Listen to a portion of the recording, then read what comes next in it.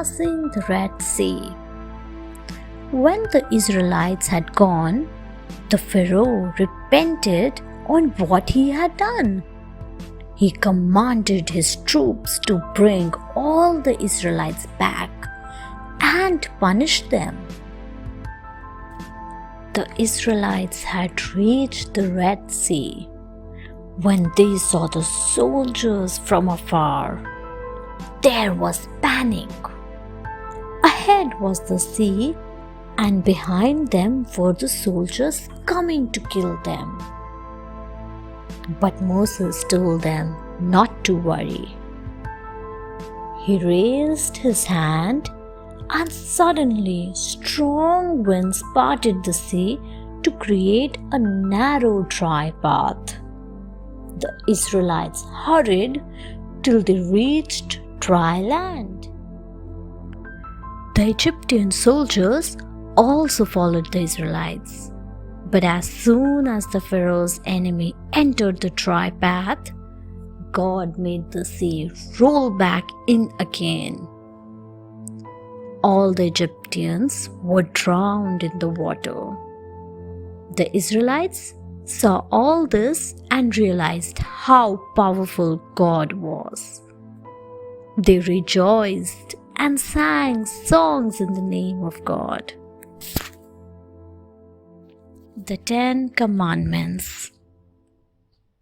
Moses led the Israelites to Mount Sinai, where God had first spoken to him. God called Moses and gave him his 10 commandments. The first commandment was to put God first. This meant that nothing should be more important than God. The second was that people must not worship idols of stone or wood. The third was that they must keep God's name holy. The fourth was to keep one day for rest. The fifth was to be respectful towards parents. The sixth was not to hurt others. The seventh was not be unfaithful to one another. The eighth was that they must not steal.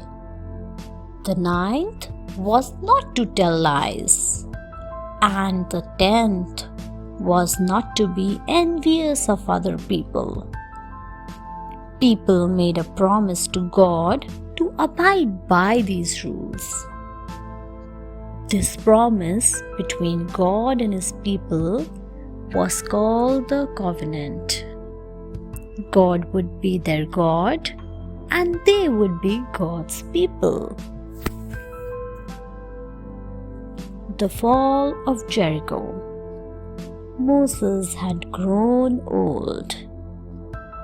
So he asked God to choose a new leader after he had gone. God chose a man called Joshua. He led the Israelites to Canaan, the promised land. But the city of Jericho was well defended with high walls. Moses drew his last breath looking at the promised land. God told Joshua how to attack Jericho. So Joshua led the people around the city once a day for 6 days. On the 7th day, they walked 7 times. The priest blew the trumpets, the people shouted, and finally, as God had said, the high wall collapsed. Jericho was destroyed as God had ordered. Joshua dedicated all the gold, silver, and other treasures to God's service. He placed a curse on anyone who would rebuild the city. Word spread as to how Joshua had defeated Jericho. They knew that God was there for his people. Brave Gideon. With time, people forgot God. This made him angry. So he sent an army of the Midianites to punish them. The Midianites raided the Israelites' farms and stole crops and animals. The Israelites went to God and apologized to him.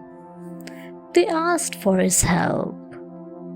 God called on Gideon, a poor farmer, and said, "You are to drive the army of Midianites out of the city. But first, destroy the altars of all the other gods in the city." Gideon did so. Then he decided to attack the Midianites at night. He gave each of his soldiers a trumpet and a flaming torch hidden in a jug. At night, on his signal, the soldiers sounded the trumpets and broke the jugs. All the noise and the lights gave an impression that a very big army was attacking the Midianites. The Midianites got scared and fled in terror. Gideon won without striking a single blow. Thanks for watching. Do like, share, subscribe to Sahil Book House.